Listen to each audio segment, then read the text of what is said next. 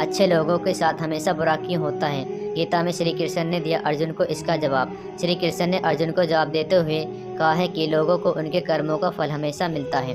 गीता साथ आपने महसूस किया है कि जो लोग अच्छे कर्म करते हैं वो परेशान रहते हैं, वहीं जो बुरे कर्म करते हैं वो खुशी से रहते हैं। अच्छे कर्म करने वाले परेशान होते हैं कि आखिर उन्हें इतनी परीक्षा क्यों देनी पड़ रही, जबकि जो अधर्म की राह में हैं वो खुश हैं और ज़िंदगी का लुत्फ़ उठा रहे हैं। अगर आपके मन में भी ये सवाल आया है तो आज हम आपको इसका जवाब देंगे।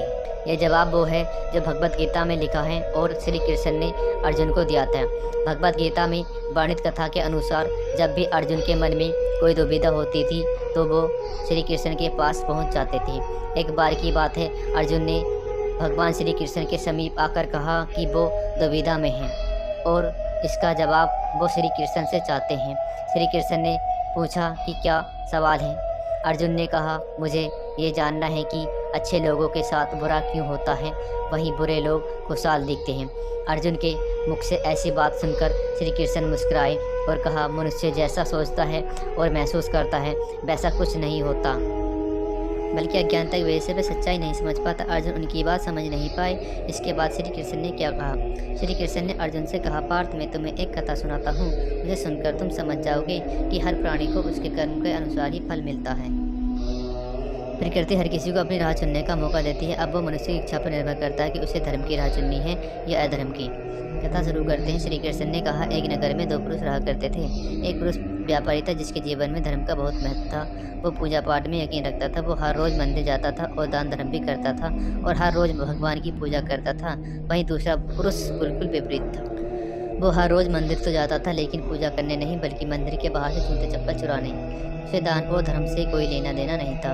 समय बीतता गया और एक दिन बहुत जोर की बारिश हो रही थी। इस वजह से मंदिर में पुजारी के अलावा कोई नहीं था। ये बात जब दूसरे पुरुष को पता चली तो उसने कहा, यह सही मौका है मंदिर का धन चुराने का। पंडित से नज़र बचाकर उसने मंदिर का सारा धन चुरा लिया। उसी समय धर्म कर्म में विश्वास रखने वाला व्यक्ति भी मंदिर पहुंचा। दुर्भाग्य से मंदिर के पुजारी ने उसे चोर समझ लिया और चिल्लाने लगा। वहाँ लोग एकत्र हो गए और उसे बहुत मारा। किसी तरह वह वहाँ से बचते बचाते निकला तो दुर्भाग्य ने उसका साथ वहाँ भी नहीं छोड़ा।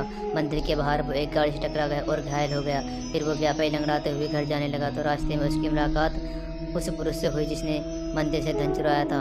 उसने कहा, आज तो मेरी किस्मत चमक गई, एक साथ इतना सारा धन मिल गया। ये सब देखकर उसे बहुत बुरा लगा और उसने अपने घर से सारी तस्वीरें निकाल दी। कुछ सालों बाद दोनों पुरुषों की मृत्यु हो गई। मरने के बाद जब दोनों पुरुष यमराज की सभा में पहुंचे और भले पुरुष ने दूसरे व्यक्ति को देखा तो उसे बहुत गुस्सा आया। उसने क्रोधित होकर यमराज से पूछ लिया, मैं तो हमेशा अच्छे कर्म करता था, दान में विश्वास रखता था, उसके बदले जीवन भर मुझे अपमान और दर्द मिला, और इस व्यक्ति को नोटों से भरी पोटली, आखिर ऐसा भेदभाव क्यों? इस पर यमराज ने कहा, पुत्र तुम गलत समझ रहे हो। जिस दिन तुम्हारी गाड़ी से टक्कर हुई थी वो दिन तुम्हारे जीवन का आखिरी दिन था, परंतु अच्छे कर्मों की वजह से तुम्हारी मौत सिर्फ एक छोटी चोट में बदल गई। तुम इस दुष्ट व्यक्ति के बारे में जानना चाहते हो? दरअसल इसके भाग्य में राजयोग था, मगर इसके कुकर्म और अधर्म की वजह से एक छोटी सी धन की पोटली बदल गया। कथा सुनाने के बाद श्री कृष्ण अर्जुन से कहते हैं, पार्थ क्या अब तुम्हें तुम्हारे सवाल का जवाब मिल गया? ऐसा सोचना कि भगवान तुम्हारे कर्मों को नज़रअंदाज कर रहे हैं, ये बिल्कुल भी सत्य नहीं है। भगवान हमें कब क्या किस रूप में दे रहे हैं मनुष्य को समझ में नहीं आता, मगर आप अच्छे कर्म करते रहे तो भगवान की कृपा हमेशा बनी रहती है। इसलिए अपने अच्छे कर्म को बदलना नहीं चाहिए, क्योंकि उसका फल हमें इसी जीवन में मिलता है। इसलिए मनुष्य का फर्ज है कि वो हमेशा अच्छे कर्म करता रहे, क्योंकि श्री कृष्ण ने गीता में बताया है कि किसी के द्वारा किया गया कर्म बेकार नहीं जाता, चाहे वो अच्छा हो या बुरा।